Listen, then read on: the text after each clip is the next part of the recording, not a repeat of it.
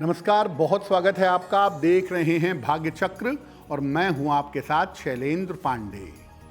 आज हम आपको बताएंगे हनुमान जी की पूजा के छोटे छोटे प्रयोगों के बारे में, जिनको करके आप अपने जीवन की बड़ी बड़ी मुश्किलों को दूर कर सकते हैं। हम आपको आज बता रहे हैं हनुमान जी से जुड़े हुए छोटे छोटे उपायों के बारे में, जिनको करने से आपकी बड़ी बड़ी मुश्किलें दूर हो जाएंगी। सबसे पहले बात करते हैं मंगलवार की। हनुमान जी की पूजा मंगलवार को क्यों होती है और इसका लाभ कैसे उठाएं? देखिए, मान्यताओं के अनुसार हनुमान जी का जो जन्म हुआ था वो मंगलवार को हुआ था, ऐसा मानते हैं। और हनुमान जी को मंगल ग्रह का नियंत्रक भी मानते हैं, यानी हनुमान जी की पूजा से मंगल कंट्रोल होता है।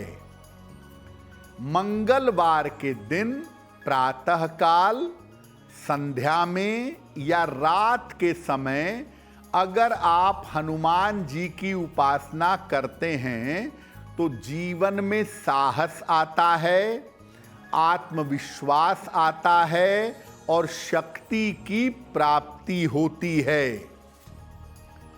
अगर आप 11 मंगलवार का उपवास रखें और हनुमान जी की पूजा करें, हर मंगलवार को जब उपवास रखें तो हनुमान जी के मंदिर जाकर उनका दर्शन करें तो हर प्रकार के कर्जे से राहत मिलती है।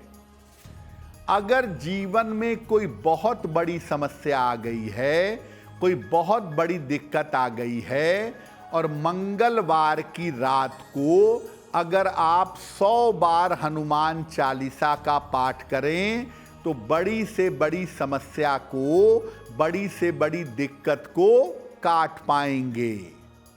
यानी मंगलवार का उपवास रखकर हनुमान जी की पूजा करें तो कर्ज मुक्ति होगी और जीवन की बड़ी से बड़ी समस्या को दूर करने के लिए मंगलवार की रात को 100 बार हनुमान चालीसा का पाठ करें तो आपको लाभ होगा। अब आपने देखा होगा कि हनुमान जी को तुलसी दल विशेष रूप से अर्पित किया जाता है। तो तुलसी दल क्यों चढ़ती है हनुमान जी को और इसका विशेष प्रयोग क्या है? देखिए, तुलसी भगवान विष्णु को अत्यंत प्रिय मानी जाती है और भगवान विष्णु और उनके अवतार जैसे भगवान राम, भगवान कृष्ण, इनको भी चढ़ाई जाती है। तुलसी चढ़ाने से भगवान राम अत्यंत प्रसन्न होते हैं। इसीलिए अब भगवान राम प्रसन्न होते हैं तो स्वाभाविक बात है कि अगर आप तुलसी दल अर्पित करेंगे तो हनुमान जी अवश्य प्रसन्न होंगे। अगर रोज सवेरे हनुमान जी को तुलसी दल अर्पित किया जाए, 2 पत्ते तुलसी के हनुमान जी को रोज सवेरे आप चढ़ाएं और बाद में उसको प्रसाद के रूप में ग्रहण करें तो जीवन भर आपको अन्न का अभाव नहीं होगा। तो अगर कोई व्यक्ति दरिद्रता से जूझ रहा है, पैसे रुपए की मुश्किल बहुत हो रही है, तो उसे नियमित रूप से हनुमान जी को तुलसी दल अर्पित करना चाहिए। अब हनुमान जी को ध्वजा भी चढ़ाई जाती है, हनुमान जी को झंडा भी चढ़ाया जाता है। ये चढ़ाते क्यों हैं और ध्वजा का विशेष प्रयोग क्या है?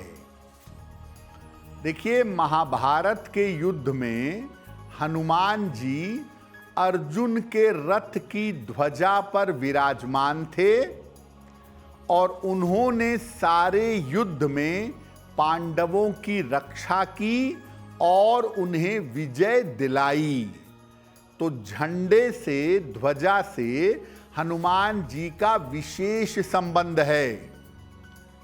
आयु रक्षा, मुकदमा और परीक्षा में विजय के लिए, साथ ही साथ संपत्ति की प्राप्ति के लिए हनुमान जी को मंगलवार को तिकोनी ध्वजा चढ़ाई जाती है।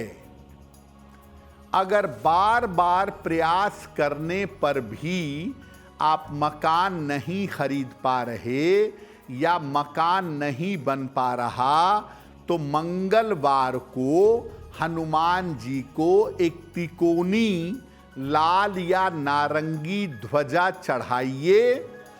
ध्वजा पर राम लिखा होना चाहिए।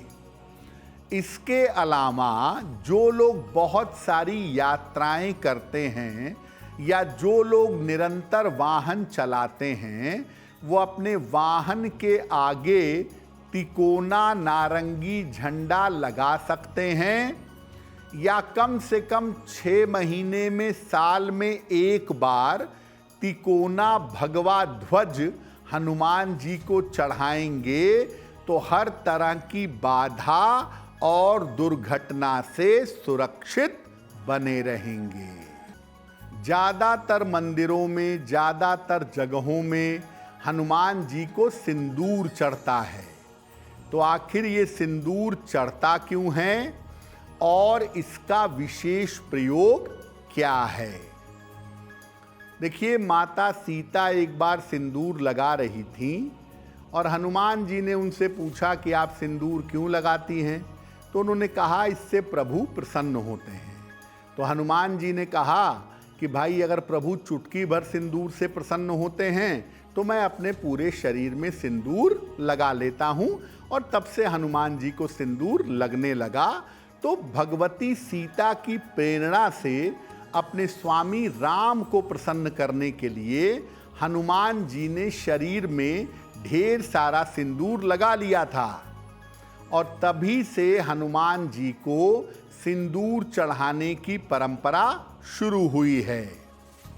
हनुमान जी को सिंदूर और चमेली का तेल अगर मंगलवार को चढ़ाया जाए तो रोग से मुक्ति मिलती है, शारीरिक बीमारियां समाप्त होती हैं और कितना भी बड़ा कोई भी ग्रह आपको परेशान क्यों न कर रहा हो, अगर आप चमेली का तेल और सिंदूर हनुमान जी को चढ़ाएंगे तो ग्रहों की पीड़ा समाप्त हो जाएगी।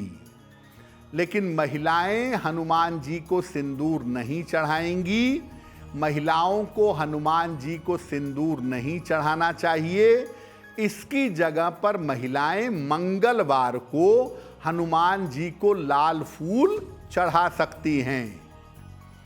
किसी भी मंगलवार को हनुमान जी के मंदिर जाएं, हनुमान जी के चरणों से जरा सा सिंदूर ले आएं। किसी भी काम के लिए निकलते समय इस सिंदूर का तिलक लगाकर जाइएगा। अगर आप ऐसा करते हैं तो इससे आपका हर काम सिद्ध होगा, हर काम बनेगा, साथ ही साथ आप दुर्घटनाओं से बचे रहेंगे। हनुमान जी के शरीर पर जो सिंदूर लगा हुआ है वो ले आकर अपने पास रखिए और अगर घर में छोटे बच्चे हैं तो नियमित रूप से उस सिंदूर का तिलक लगाइए। बच्चे चोट चपेट से और दुर्घटनाओं से सुरक्षित बने रहेंगे। अब वक्त हो गया है ऐसा क्यों का। ऐसा क्यों में हम आपके मन और जीवन से जुड़ी हुई तमाम जिज्ञासाओं का समाधान करने का प्रयास करते हैं।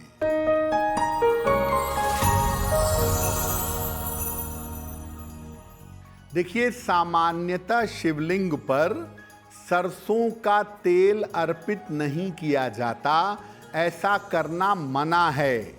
ऐसा क्यों? देखिए, अलग अलग मनोकामनाओं की पूर्ति के लिए हम शिवलिंग पर अलग अलग वस्तुएं अर्पित करते हैं। दूध है, दही है, शहद है, घी है। लेकिन शिवलिंग पर सरसों का तेल अर्पित करना एक मारक प्रयोग है। शत्रु नाश के लिए विशेष स्थितियों में शिवलिंग पर सरसों का तेल अर्पित किया जाता है। तो सामान्य स्थितियों में या किसी के नाश की प्रार्थना करने के लिए कृपा करके शिवलिंग पर सरसों का तेल अर्पित ना करें। अगर आप मुझसे जुड़ करके अपनी समस्याओं का समाधान चाहते हैं और चाहते हैं कि आपकी समस्याओं को ज्योतिष के माध्यम से सुलझाया जाए, तो आप हमसे संपर्क कर सकते हैं, जुड़ सकते हैं एस्ट्रो तक पर।